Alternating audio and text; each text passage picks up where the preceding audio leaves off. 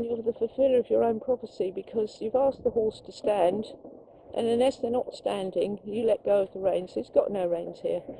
So I'll continue to talk. So are spurs cruel? Well, it's sort of one thing leads to another, because then you could say, well, is horse riding cruel? Making them go where they don't want to go, is that cruel? And for some people, maybe that concept of bringing the horse out the field and actually taking it out for a ride, making it go past things it doesn't want to go past, maybe for them that is cruel. But however, the way we look at it is that,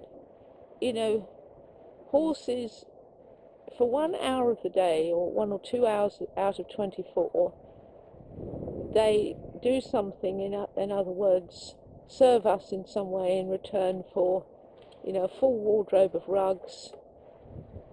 Is that all right to walk on that? Oh, okay. If we can get that far. Come on. Come on.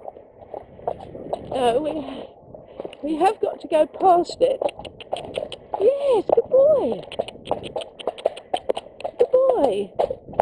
Thank you. Oh, he was very brave. I suppose partly it was because we were going home, but whichever way it was. Boy, that was a big ask, wasn't it? We won't go back.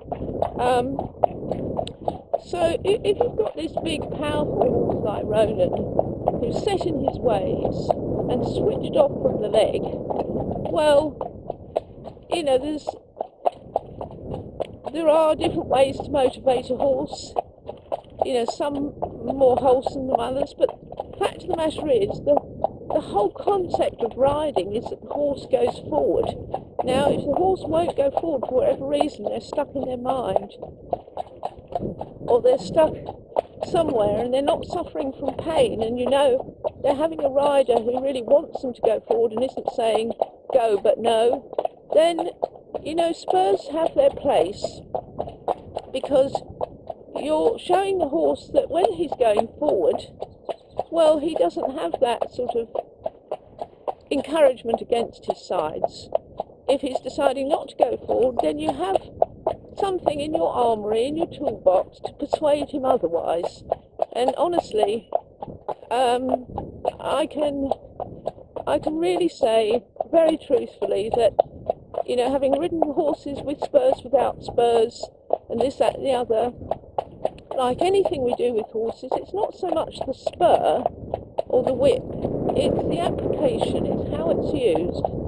And really, to get to the place where the horse will listen to you and trust you enough, it's enough of a battle anyway. If you haven't got something, that's a great encourager to go forward, in the sense that it's like a spur, well then I'm afraid, your horse, Ronan's going to just stand there all day and decide not to go. Yes, I've got this schooling whip, but I don't want to absolutely thrash him with it.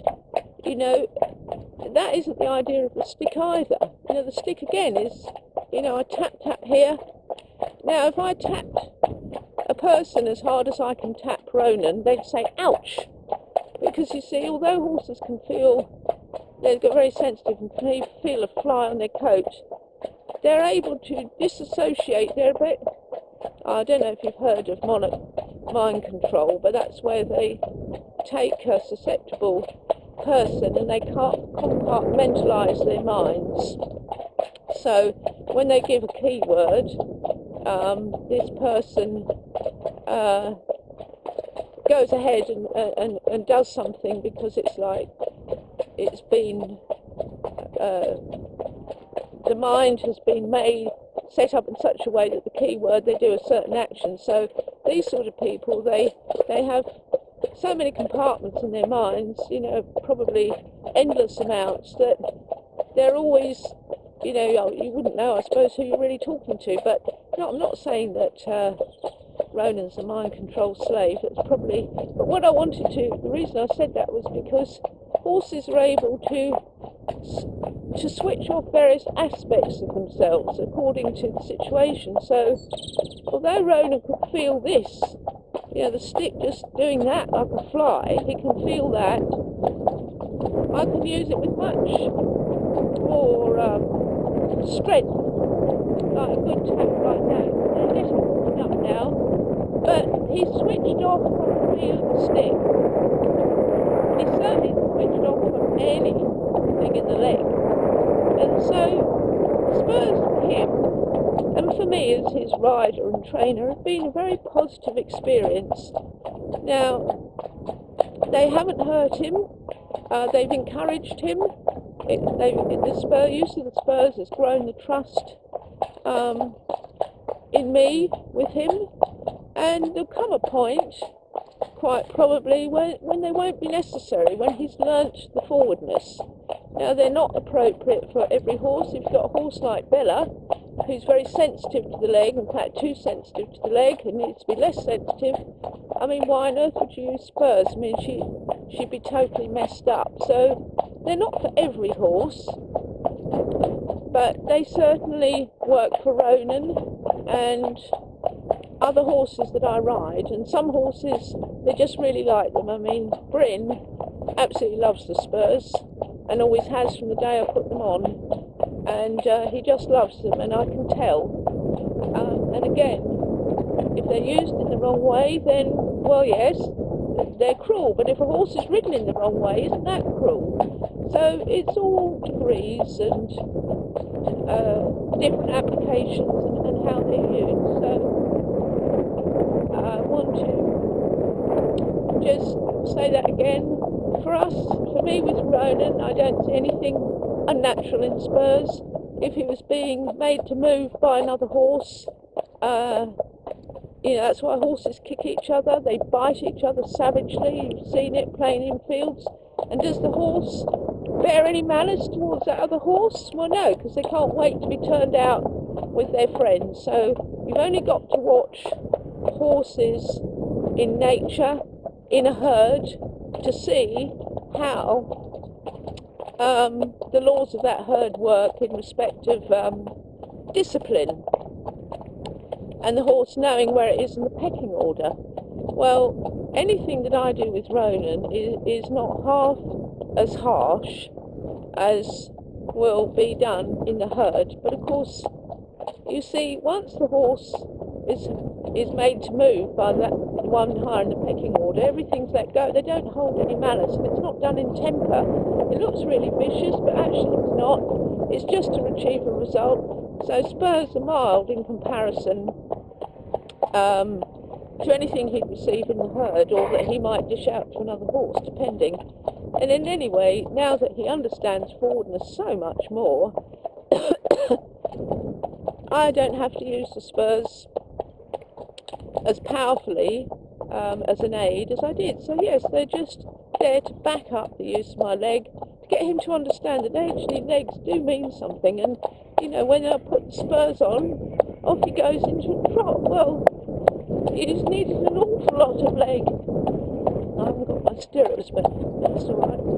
It used to need an awful lot of leg to get Ronan to trot. Well, now he trots to the boys, so that's fine too.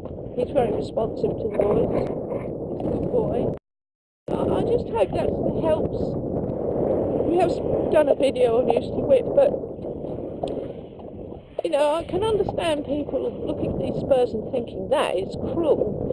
But you have to weigh everything up and balance, as I say, and look at the situation. That is it appropriate for the situation? Is it appropriate for that horse? Can the rider use them appropriately? It is that they are only tools. They're not there to rip the sides out. I'm not asking him to do 20-metre canter circles, and making him do something he's not ready to do. I'm only simply asking him to go forward in a straight-ish line, out on a little hack through the village. Now, he needs spurs to help him to do that.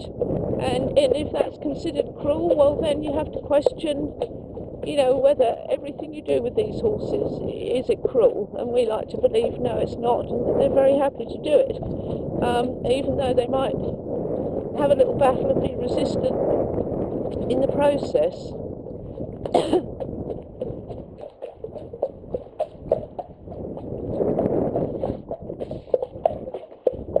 Hiya, Amy.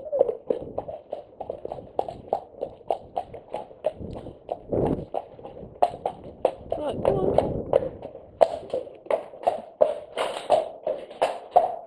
Come on. Turn this off now.